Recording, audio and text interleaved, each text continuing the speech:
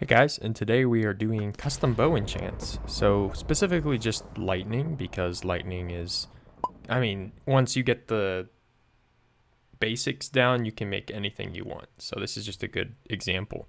It's very, very bug preventative. So I can shoot this and switch immediately, which you can switch items faster than the game ticks, and it still works. You can also go really close to a wall and just shoot it right at the wall, and it still works. And amazingly, you can do the same with entities, so it will still work just like that, easy as pie. And not only does it have such good capabilities, it also works on non-players. Oh no. Okay. But let's go ahead and get into making this. So this is going to be like a tutorial going over all the steps involved, and then there will be a download link in the description of what we come up with at the end, and you can, use that if you ever get stuck. But I highly encourage you walk through this step by step with us, just so that you get an understanding for how it works. You know where to change things, where to adjust things. It's going to be a lot better if you actually know how this thing works. So because I know a lot of you guys watch this on mobile and then do it on make it in the game while you have it on mobile or whatever you're doing, I'm just gonna zoom in on everything. So you want to get the starter pack, which will be in the description. There'll be a link to it, and you just go to the starter pack and you open the zip and pull the folder out. For me, I'm copying and pasting the folder because I've used it so many times, but you just want the folder that says the name starter pack. We're gonna rename this custom bows tut, so tutorial. And let's go ahead and jump into here and zoom in a lot more. Okay. I think I'm going to have to zoom in every folder session, so I will try to do that, but that's all right. So we don't need loot tables. We don't need recipes. This is how you use the starter pack. You delete what you don't need. So you go to, you don't need tags for blocks. You just need tags for functions. Boom. Open that up. All right. And then we're going to rename the namespace to CB for custom bows without the T at the end. Then advancements, we're going to get rid of that, and we're going to get rid of tags. So we just need functions. That's all we need. And let me close all these other pages because I haven't memorized how this works. So we have CB and CB. Cool. So that sets up our main and init so that when the game reloads, main is going to happen 20 times a second, and init is going to happen right when you reload the pack. Okay, so what do we need? Let's just go over kind of the basics, like how things, what you might want. So we want to have it, so give at p bow, and then we want a special tag. We'll just use the word bow for now, bow of 1. So this is like a custom tagged bow versus this bow. So we want these to be different. Okay, so we're going to need a scoreboard to denote what bow you're holding. And then we're also going to need a some way to translate the bow to the arrow you used or shot, then the arrow back to what type of arrow / effect it's supposed to have, and then when it lands, what effect it is. And we have to translate who shot it, because that might be pertinent information. Let's say you want to do a bow that is a leech arrow. That might be important. So when you hit them, you suck some damage back. So you kind of want to know who is the owner of the arrow. So we're going to include both those capabilities here. So first, let's see what happens with an arrow. So let's do data get entity at e type equals arrow, limit equals 1. And you'll see that there is something interesting here. Owner. And let's do data get entity as UUID. They are the same. So the person who shot the arrow, their UUID gets put onto the arrow as the owner. And UUID is integers, and there's 4 integers, and they are unique to every entity and player ever. So what we can do is we can load these onto a scoreboard, because scoreboards hold integers, and we can load these onto a scoreboard from the arrow, and we can compare and find the person who has the same score. So let's go ahead and set some stuff up. So we need to have 4 scoreboards for UUID. So scoreboard objectives, add UUID 0, dummy. Okay. Now keep in mind that technically you don't need to check all 4, because the likelihood of somebody having 2 of these matching is astronomically low, but we're just going to do it for completionist's sake. Then we're also going to want to add a scoreboard for, well, some way to apply these. So let's do execute as at a tag equals not cb UUID, run function cb UUID. Or let's just call this new user, because we might need to do more stuff than just a UUID to them. So let's rename this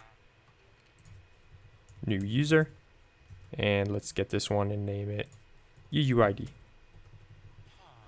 Okay, so we'll open these. Oh, my bad if I wasn't zoomed in enough for mobile users. Here you go. Is that better? I hope so.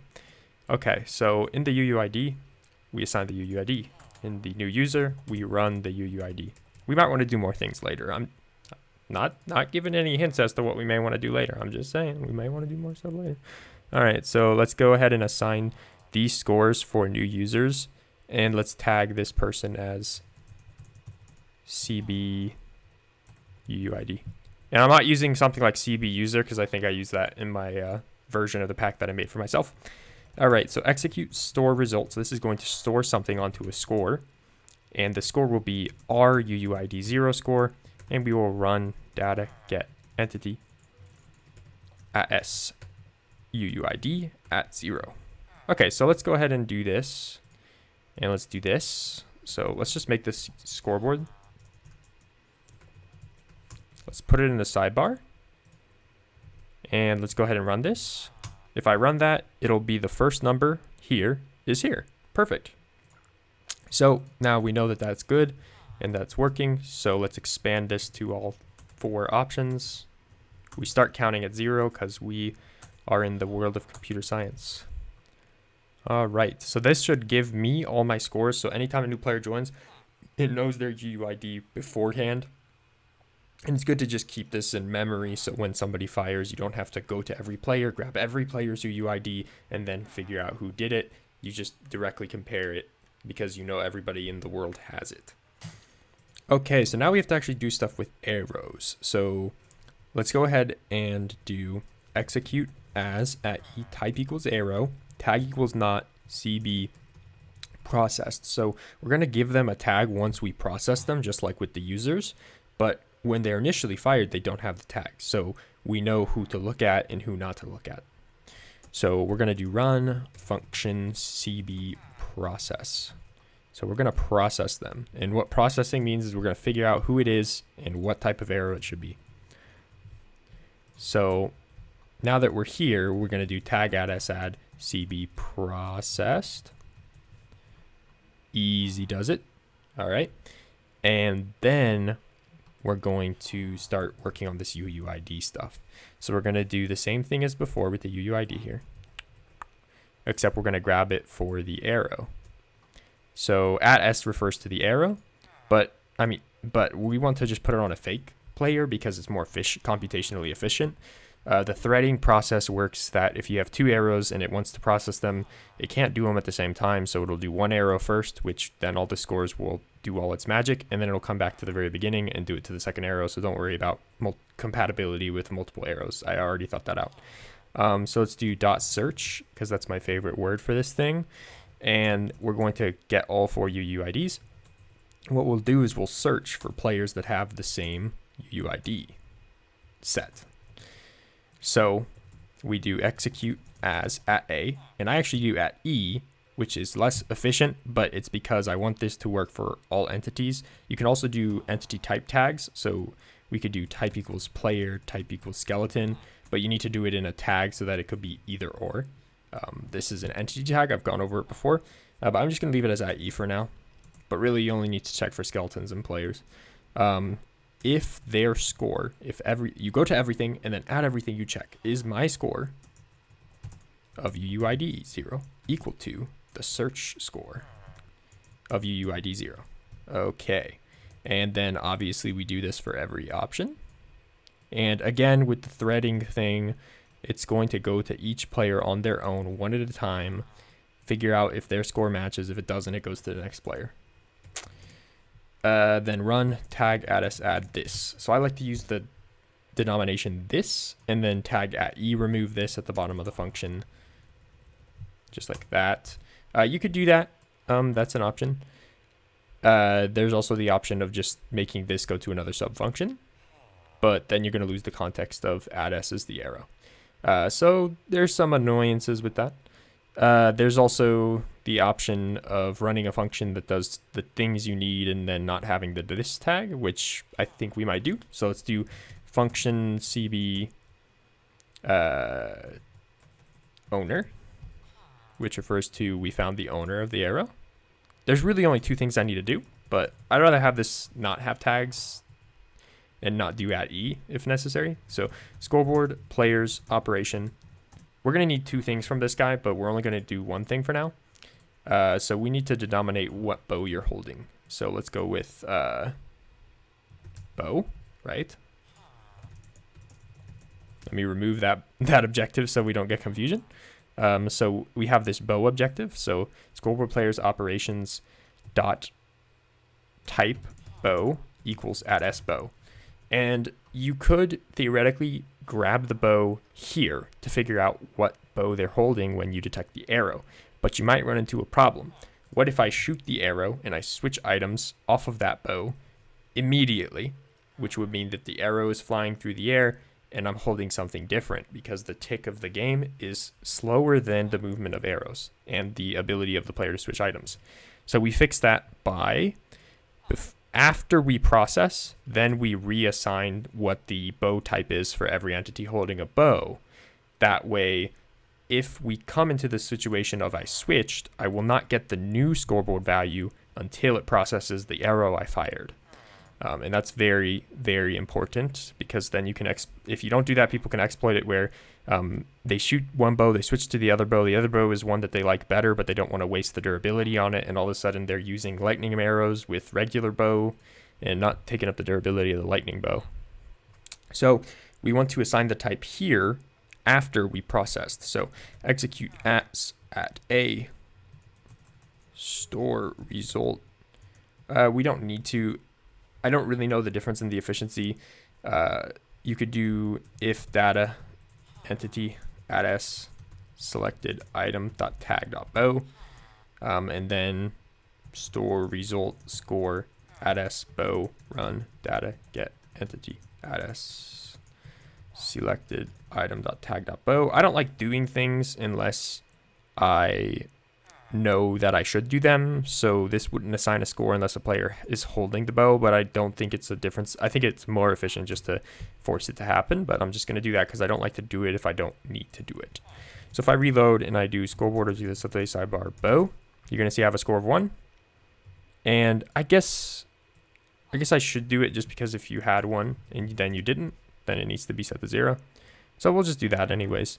So you can see 1 0 1 0 1 0 1 0 1 0 1 0. Another option would be to do it like this and then do scoreboard players resets star bow, and this would reset all players, and it really just depends on what you prefer. So when I don't have a bow, boom, gone. When I have a bow, there, don't have a bow, gone. I kind of prefer this method because then there's less people on the scoreboard, less data being saved, but obviously this method would be more computationally efficient. So we'll go with this method for now. But it's just another option you can do. So here you go. You have the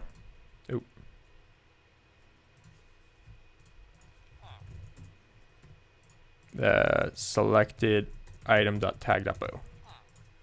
So this is just the method we'll go with for this video, but there's different ways to make it more efficient in memory.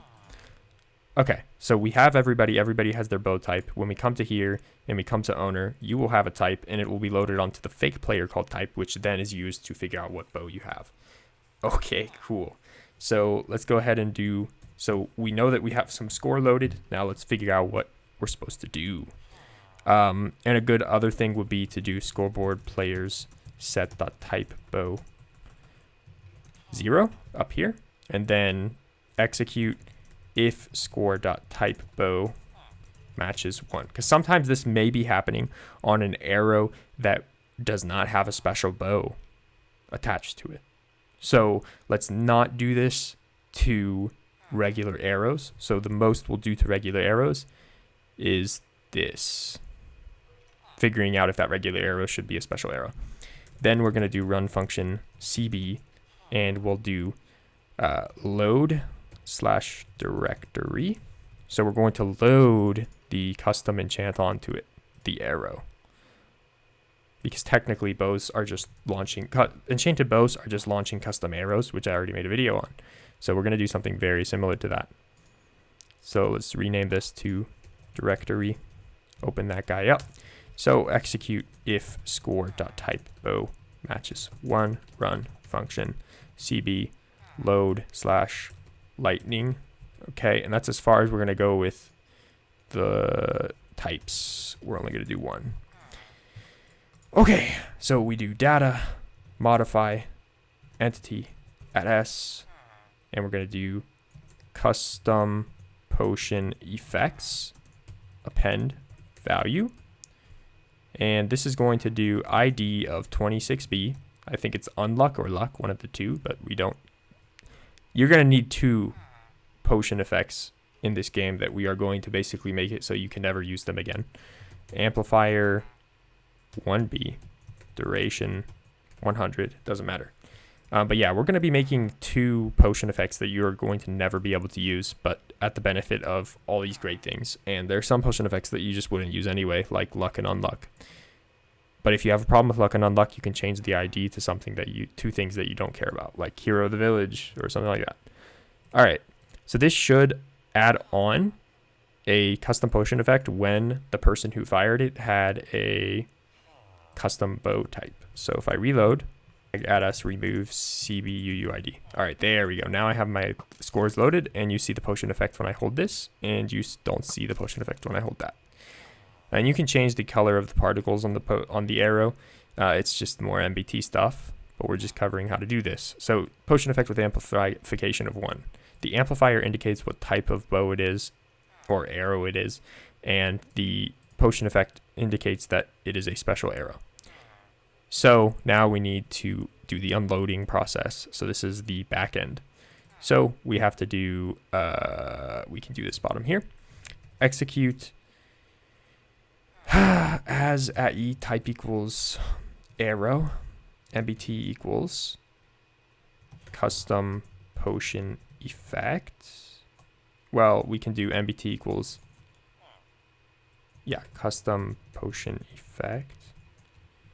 And it has to have an ID of 26B. Okay. And in ground 1B. I believe that's the selector. Little I. Yep. And potion effects with an S. Okay.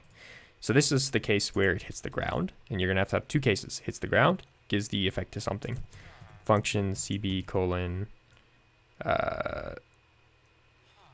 hit. We'll just call it hit or something. Landed. Okay, cool. So landed is going to have some other stuff involved, but no UUID stuff yet. So we're going to do execute store result score dot type bow run data get entity at s custom potion effects, which has the ID of 26B dot amplifier. Okay, so that'll load the type onto the amplifier, and we will run cb comma unload / directory. Okay, so unload directory does load, except at the end point it does the thing. So unload, same kind of sorting system as type. So we actually can ignore this and just add the word un here. So if the type was 1, then summon lightning bolts. And we weren't at it, so add at s. Okay, so if I fire this one, nothing. If I fire this one, okay. So then we have the added thing of we need to do kill at s. And then, yeah, that should be good. Okay, so now you can see, hey, it's already starting to work. we apply a effect, it goes and it lands and it jooms. All right, cool. We're also going to need one other thing, which is when it hits something. So landed, let's go hit. I guess hitted? Nah, hit. All right, so hit is going to, well, you don't want to kill it. You want to clear the effect of this thing. And I think it's luck. And then you don't get it from here. You get it from active effects. It's a different name. All right, so if I type reload, oh, I need the main. Okay, so we just copy this and we go with hit and we go with @e that has active effects.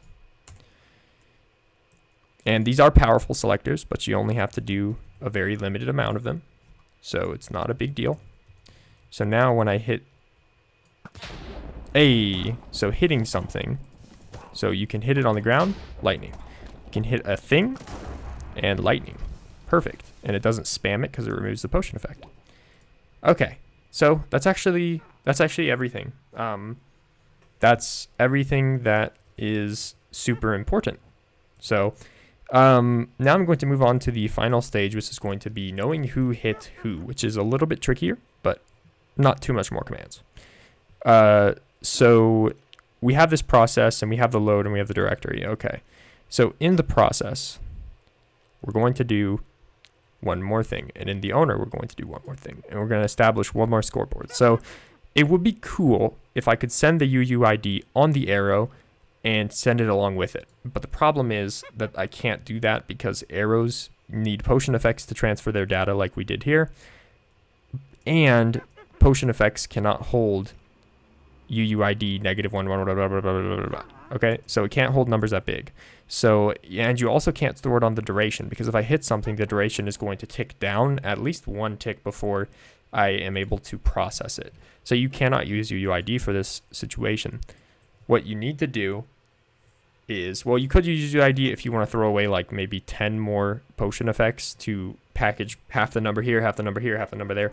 But what we're going to do is SID, or like a custom ID. So let's just do PID, all caps. So player ID, not UUID.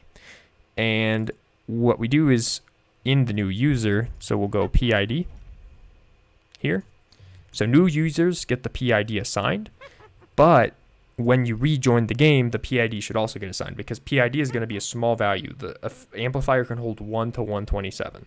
Okay, so it's going to be a very small value. So we're going to need to, when a player disconnects, we need to ignore that score. Like as in like somebody else could get that score. So then when they reconnect, you need to give them a new score. So we'll do scoreboard players add.system PID 1. Scoreboard players operation at S PID equals .system PID, and then execute if score .system PID matches 127. So if it's at 127, run scoreboard players set.system PID 0. And the final touch, which is very important, is execute if entity at E, no, as at E, scores equals PID equals 1. If score at S PID equals .system PID. Okay. Which we will have to essentially do one more thing. So we'll have to do copy this. So let's do .previous. Okay. No. We need to remember the previous. So .previous, because we're updating it here. So if it is equal to the previous, which is aka the score that the player got just then run function. Then we need to do as run scoreboard players set dot repeat PID 1. Okay, I don't want to change context here. So then we do execute if score dot repeat PID matches 1, run function CB PID. So what this does, and then let me reset repeat, players set dot repeat PID 0. Okay, so what this does here is if anything in the world has the same PID as you, then it'll loop this function. Now, this could be dangerous if you have more than 127 things that have PIDs. So again, this is a very, this is a dangerous thing, but the way that you can handle this is you probably won't have 127 players on your server at once. So you're probably good. And you probably don't need every skeleton that has a bow to remember who they came from, because they're only going to have one bow, right? Skeletons, they're only going to have the bow that you spawn them with. And you know if that bow needs to know who fired it. If it's lightning, you don't need to know. If it's leech stuff, you do need to know. So you know already if that skeleton is supposed to have a PID, so you don't run this function for skeletons that don't need the PID. And you just got to be really careful with how you're assigning PIDs so that you don't hit maxes and then have an infinite loop and it's kind of laggy. So what we'll do is we'll assign this score to returning players. So scoreboard objectives add return Minecraft.custom Minecraft.leave game. So this return is going to be in here. Okay. And then we're going to go up here right under new user, execute as a scores equals return equals 1, run function cb colon PID. So it'll run the PID for, well, no, return. And then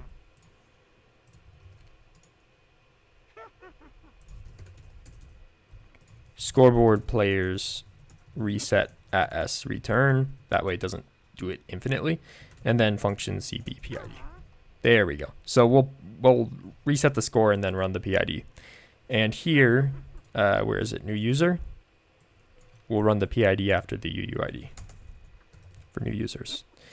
And finally, the owner, we need to know what type they had and the PID they had.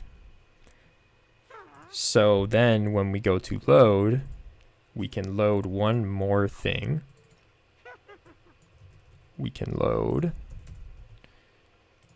27, then execute store result entity at s custom potion effects at the ID that is 27b dot amplifier. So we're editing the amplifier. It's a byte. That's why we have the byte. 1 run scoreboard players get dot PID bow. And that should be good. I might have had a typo. No, I didn't. It just doesn't like that. Okay, well, that's fine. So now we have 2 potion effects. This one is the PID stuff, so knowing who it came from. Okay, so then when we unload here, we're back to the hit and landed. Hit, I guess, is the only one that matters because landed, you landed, but maybe you want to do like a teleport thing. So we'll do it in both.